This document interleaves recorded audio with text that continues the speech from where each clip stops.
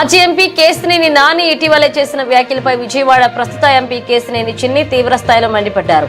నాని ఆరోపణలకు ధీటుగా కౌంటర్ ఇచ్చిన చిన్ని ఆయన భారీ అవినీతికి పాల్పడ్డారంటూ సంచలన విషయాలను బయటపెట్టారు.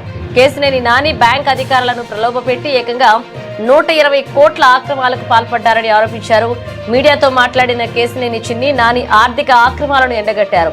సాధారణంగా ఎవరైనా బ్యాంకుకు చెల్లించాల్సిన 3 వాయిదా కట్టలేకపోతే తక్షణమే ఆస్తులను సీజ్ చేస్తారని, కానీ నాని విషయంలో అలా జరగలేదని గుర్తు చేశారు. వాయిదాలు చెల్లించకపోయినా బ్యాంక్ అధికారులు ఆయన ఆస్తులను ఎందుకు సీజ్ చేయలేదు అని చిన్ని ప్రశ్నించారు.